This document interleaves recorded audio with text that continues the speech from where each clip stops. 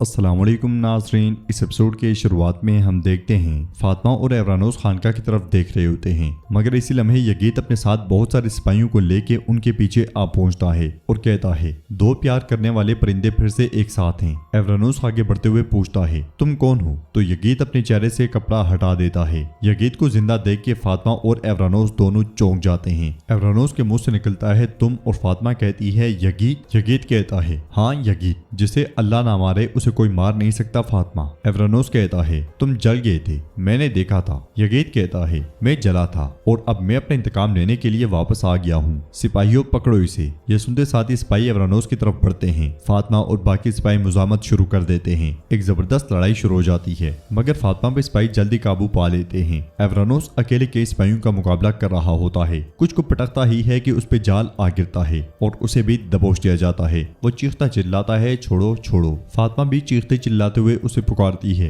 एवरानोस को सिपाहियों ने मजबूती से दबोचा होता है। यगीत उसकी तरफ बढ़ता है और उसके मुंह पे एक जोरदार मुक्का रसीद करता है। फातिमा यगीत को आवाजें लगाती रह जाती है, मगर यगीत नहीं रुकता और उसे पीटते हुए कहता है मैंने सोचा था कि बुरहान को मारने के बाद मेरे दिल को सुकून मिलेगा, लेकिन मुझे सुकून नहीं मिला, बिल्कुल सुकून नहीं मिला। यह सुन के फातिमा चौंक जाती है और कहती है क्या तुमने बुरहान को मारा? तो यगीत कहता है फातिमा क्या तुम्हें नहीं मालूम, वो मेरे हाथों मरा। इसका मतलब है तुमने फातिमा को इसलिए नहीं बताया ताकि वो उदास ना हो। क्यों फ्लावियोस, कितनी अजीम मोहब्बत है। फातिमा उस पे लान तान करते हुए कहती है तुमने जो भी किया है तुम उसकी कीमत अपनी जान से अदा करोगे कमीने, क्या तुमने सुना? यगीत उसके पास आता है और कहता है अपनी जान देकर अदा करूंगा। ये कहते साथ ही वो जोर जोर से कह के लगाता है। कभी फ्लावियोस को देखकर हंसता है और कभी फातिमा को देखकर। खूब हंसने के बाद कहता है मैं तो पहले ही मर चुका हूँ फातिमा, आज जो जलकर मरेगा वो ये है फ्लावियोस। सिपाहियों रोमी आग लाओ। ये सुनते साथ ही सिपाही आग लेकर आते हैं। फातिमा तड़प उठती है नहीं छोड़ो इसे। फ्लावियोस भी अपनी मुजामत करता है।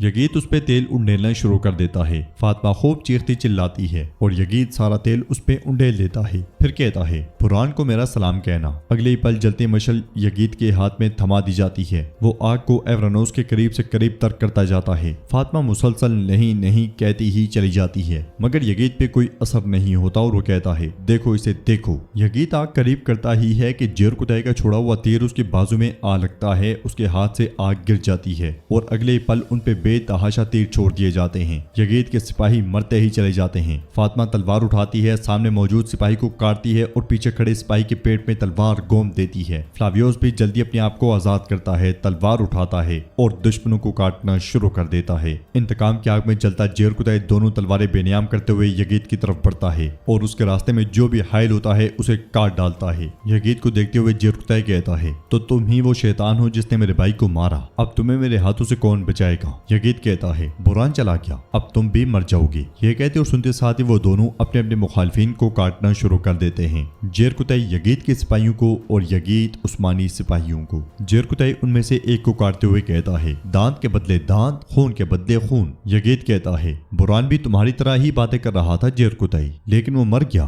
तुम भी मर जाओगे। बोरसा में बच्चे की पैदाइश होने के वक्त की वजह से सब लोग बहुत परेशान दिखाई देते हैं और बच्चे के रोने की आवाज सुनते साथ ही मलून खातून कमरे की तरफ भाग पड़ती हैं। अंदर अलाउद्दीन ने बच्चा उठाया होता है, उसकी आंखें नम होती हैं, वो उसे बहुत प्यार कर रहा होता है। गोंजा एक बार धीमी आवाज में बच्चे को पुकारती है, मगर साथ ही बिल्कुल निढाल हो जाती है। ये देख के अलाउद्दीन एकदम से पूछता है गोंजा क्या हुआ? वो सब एकदम से गोंजा गोंजा करना शुरू हो जाते हैं। गोंजा की आंखें बंद हो जाती हैं। काफी देर तक झंझोड़ने के बाद उसकी तरफ से कोई हरकत नहीं होती तो अलाउद्दीन कहता है नहीं तो मुझे छोड़कर नहीं जा सकती, हमें अपने बच्चे की परवरिश करनी है। होश में आओ गोंजा, अपनी आंखें खोलो। गोंजा वो उसकी सांसें महसूस करने की कोशिश करता है और कहता है मुझे गमगीन मत करो, अपनी आंखें खोलो गोंजा, आंखें खोलो। अलाउद्दीन चीखता चिल्लाता चला जाता है और कहता है गोंजा अपनी आंखें खोलो खोलो। वो उसे दवा सुंघाता है और कहता है होश में आ जाओ मेरी कली, अल्लाह के लिए। नीलोफर भी मेरी बहन कहते ही चली जाती है। अलाउद्दीन कहता है होश में आ जाओ मेरी कली, हमारा बेटा तुम्हारा इंतजार कर रहा है, होश में आ जाओ अल्लाह के लिए। अलाउद्दीन हर हरबा आजमाता है मगर कोई हरकत नहीं होती। वो गोंजा की सांसें बहाल करने की भरपूर कोशिश करता है मगर बिल्कुल कोई हरकत नहीं होती। ये देख के अलाउद्दीन कहता है मेरे साथ ऐसा मत करो, अल्लाह के लिए मेरे साथ ऐसा मत करो।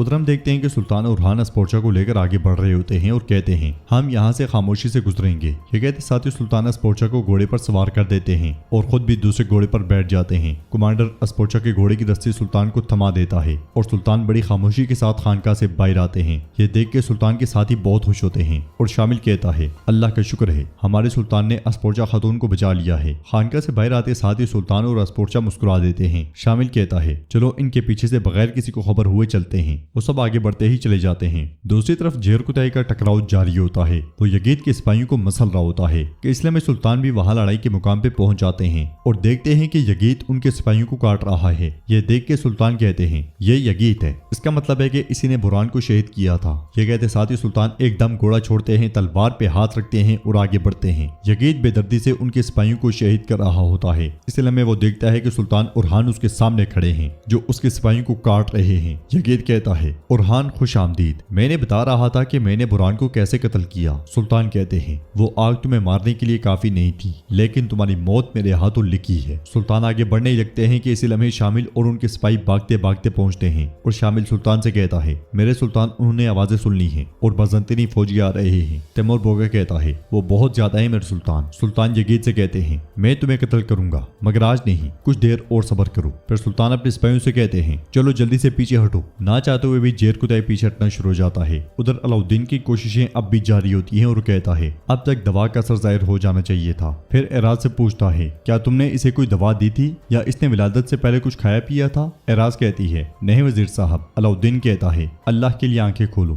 باقی سب بھی بہت زیادہ پریشان ہوتے ہیں۔ ملون خاتون بچے کو دیکھتے ہوئے کہتی ہیں اے میرے اللہ اس نو مولود کو اس کی ماں عطا فرما۔ کچھ دیر کے بعد گونچا اپنی آنکھیں کھولتی ہے۔ گونچا کو ہوش میں دیکھ کے سب بہت زیادہ خوش ہوتے ہیں۔ علاؤالدین اسے پیار کرتے ہوئے کہتا ہے ہماری اولاد خیریت سے ہے، میری پیاری گونچا بالکل ٹھیک ہے، دیکھو ہمارا بیٹا بالکل ٹھیک ہے۔ یہ کہتے ساتھ ہی وہ بچہ گونچا کی گود میں دیتا ہے۔ گونچا بچے سے پیار کرتی ہے، دونوں کی آنکھیں نم ہوتی ہیں۔ گونچا اسے دیکھتے ہوئے کہتی ہے تم کتنے خوبصورت ہو۔ ملون خاتون انہیں خوش دیکھ کر کہتی ہیں اللہ تم دونوں کو کبھی جدا نہ کرے، ہمیشہ اسی طرح خوش رکھے۔ نیلوفر گونچا سے کہتی ہے میری بہن تمہیں مبارک ہو۔ اس کے ساتھ ہی وہ سب علاؤالدین اور گونچا کو چھوڑ کے کمرے سے چلے جاتے ہیں۔ علاؤالدین بچے کے کان میں اذان دیتا ہے۔ گونچا پریشان ہوتے ہوئے کہتی ہے علاؤالدین یہ بہت رو رہا ہے، کیا اسے کچھ ہوا ہے؟ کیا تم مجھ سے کچھ بات چھپا رہے ہو؟ سچ بتاؤ۔ علاؤالدین کہتا ہے یہ بس بھوکا ہے اس لیے رو رہا ہے۔ دونوں بہت زیادہ خوش ہوتے ہیں۔ علاؤالدین اسے حوصلہ دیتا ہے اور کہتا ہے اپنی ماں کا لاڈلا، اللہ نے ہمیں اس دنیا میں ہمارے بیٹے سے نوازا ہے اور اللہ ہمیں آخرت میں ہماری بیٹی سے ملا دے گا۔ یہ کہتے ساتھ وہ سامنے رکھے ہوئے پھول کو دیکھنے لگ جاتے ہیں۔ ادھر شہزادہ اندرونیکوس بازنطینی سپاہیوں کی لاشوں کے ڈھیر کے پاس کھڑا ہوتا ہے۔ وہ چلاتے ہوئے کہتا ہے یہ کس نے کیا؟ جس نے یہ کیا ہے اسے میرے سامنے لاؤ۔ اس لمحے دمیر خان، یگید، محمد اور شاہنشاہ وہاں پہنچتے ہیں اور دمیر خان کہتا ہے